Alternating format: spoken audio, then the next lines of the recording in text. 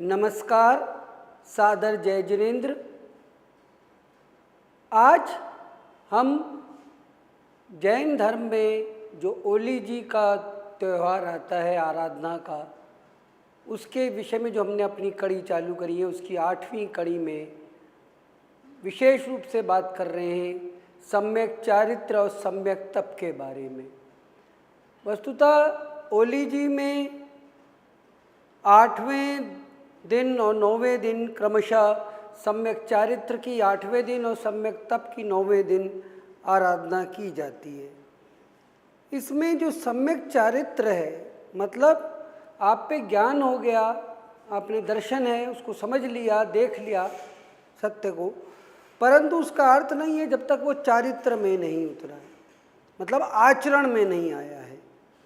तो सम्यक चारित्र का जो एक मतलब आता है वो है आसक्ति, मतलब किसी चीज़ से राग और द्वेष यानी से मुक्त होकर सही आचरण करना, वही सम्यक चारित्र कहा जाता है। धर्माचरण भी से कहते हैं कि वस्तुतः इसके विषय में हम और आगे बात करें, उससे पहले हम बात कर लेते हैं कि हम पिछली कड़ियों में, प्रथम कड़ी में हमने परिचय दिया था नवपद ओली जी का, और उसके बाद दूसरी कड़ी में आठपद के बारे में, तीसरी में हमने आपको बताया था सिद्ध पद के बारे में, चौथी कड़ी में बताया था आचार्य पद के बारे में, 5वीं कड़ी में उपाध्याय पद, और 6ठी कड़ी में साधु पद के बारे में, और 7वीं कड़ी में सम्यक दर्शन और सम्यक ज्ञान के विषय में।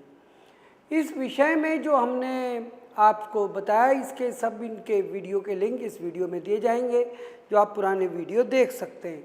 इसके साथ ही हमने कुछ प्रश्न पूछे थे, तो जो उन प्रश्नों में से जो 2 प्रश्न हैं, उनके उत्तर जो सही दिए हैं पूर्व कड़ियों में पूछे गए, उनका कि आचार्य के कितने गुण होते हैं, उसका सही उत्तर दिया है श्री पारस चौरड़िया जी ने कि आचार्य के 36 गुण होते हैं। और दूसरा एक प्रश्न था कि साधु के कितने गुण होते हैं, उसका सही उत्तर दिया है श्रीमती सुशीला डागा जी ने कि साधु के 27 गुण होते हैं। तो ये हम इन दोनों को बहुत बहुत इनकी अनुमोदना करते हैं, इनको मुबारकबाद देते हैं कि इन्होंने सही उत्तर दिया। इसके साथ ही जो हमने पिछली कड़ी में एक प्रश्न पूछा था, वो सम्यक दर्शन और सम्यक ज्ञान वाली में भी, उसमें यही पूछा था कि साधु के कितने गुण होते हैं, उसका उत्तर भी मिल गया है। अब इस कड़ी में भी एक प्रश्न आगे पूछा जाएगा अंत में, तो आप पूरा वीडियो देखिएगा और उस प्रश्न का उत्तर दीजिएगा। तो सम्यक चारित्र जो है, उसका एक मूल उद्देश्य होता है कि जीव जो है ऐसे कृत्यों से हट जाए जो पाप कृत्य हैं। तो सम्यक चारित्र के अंदर भी जो बातें बताई गई हैं, 5 महाव्रतें के विषय में बताया गया है। सम्यक चारित्र के 13 अंग बताए गए हैं, जिसमें 5 महाव्रत, जिनमें अहिंसा, अपरिग्रह, अचौर्य आदि आते हैं, और 5 समितियों का पालन भी जिसमें बताया गया है, जिसमें भाषा समिति आदि आती हैं, और 3 गुप्ती, जिसमें मन गुप्ती, वचन गुप्ती और काया गुप्ती। इस प्रकार से ये 13 अंग चारित्र के बताए गए हैं। और ये माना जाता है कि साधु जीवन जब लेके जीव सकल रूप से चारित्र के उसमें जाता है, तो जो भी इसका पूर्ण रूप से पालन करे, तो सम्यक चारित्र का पालन करने में जो इसका विशुद्ध स्वरूप होता है वह होता है। पर इसके 2 बताए गए हैं, एकल या व्यवहार चारित्र, पहला भेद भी बताए गए हैं, मतलब जो श्रावक लोग पालते हैं वो राग के साथ में कुछ चारित्र का पालन करते हैं 12 महाव्रतों को लेते हुए, और साधु जो है वो सर्वोच्च रूप से हर तरह की से 5 महाव्रतों को धारण करते हुए जो है वो विशुद्ध चारित्र उसमें कहा गया। इसके भी आगे अनंतर भेद हैं जो ज्ञानियों से ने कहे हैं, वो यहाँ पे हम इस पे विराम लेते हैं, और हमने एक संक्षिप्त परिचय यहाँ पे चारित्र का देने का प्रयास करा है। इसमें जो कोई भी जिन आज्ञा के विरुद्ध खाओ वो मिच्छामि दुक्कडम। इसके बाद अब हम करेंगे बात सम्यक तप की, पर उससे पहले हम आपसे एक प्रश्न जो है वो पूछ लेते हैं।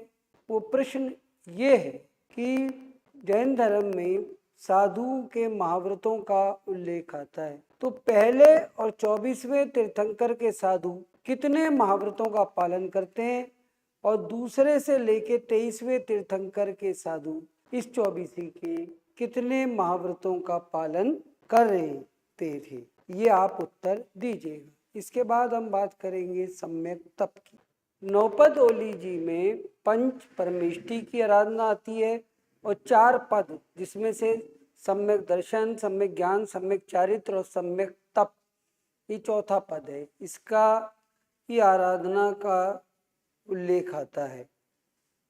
तप का जैन धर्म के अनुसार महत्व ये है कि अपने आत्मा में आए हुए जो आलस्य है, प्रमाद है, उस पे और अपने इच्छाओं पे, इंद्रियों पे काबू करना, कंट्रोल करना और आत्म भाव में स्थित होना की ओर जाना, ये तप बताया गया है। इस तप के मूल रूप से 2 बाह्य तप और आभ्यंतर तप बताए गए हैं।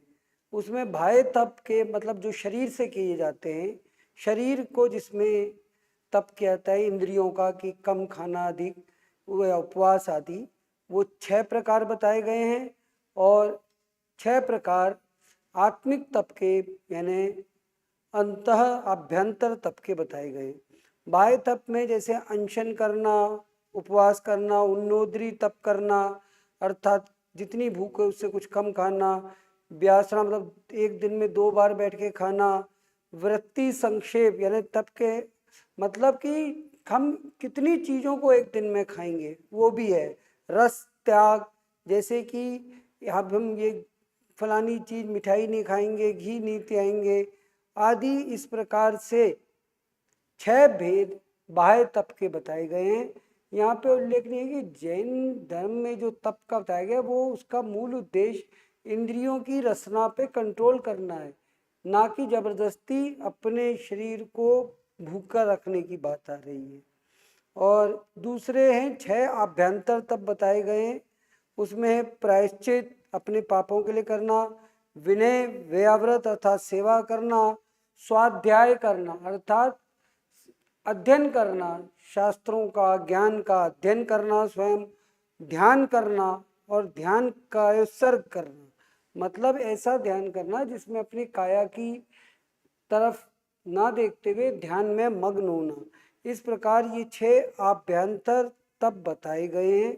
वस्तुतः जो ये सम्यक चारित्र है, नौपद जी ओली जी में हम आराधना करते हैं 4 पदों में, तो उसमें से जो प्रमुख 3 पद है सम्यक दर्शन, ज्ञान, चारित्र, इनको रतन त्रय भी कहा जाता है कि सम्यक दर्शन, ज्ञान और चारित्र ये जो हैं मोक्ष मार्ग के 3 रतन हैं और सम्यक तप के द्वारा फिर और इस पे अपनी आराधना करते हुए मोक्ष की प्राप्ति की जा सकती है।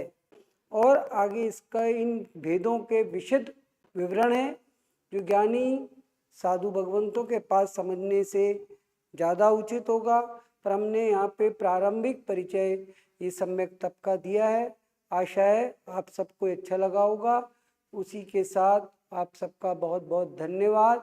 आप हमारे इस चैनल को लाइक करें, सब्सक्राइब करें और इस वीडियो को भी लाइक करें और अधिक से अधिक शेयर करें। धन्यवाद। जय जिनेंद्र।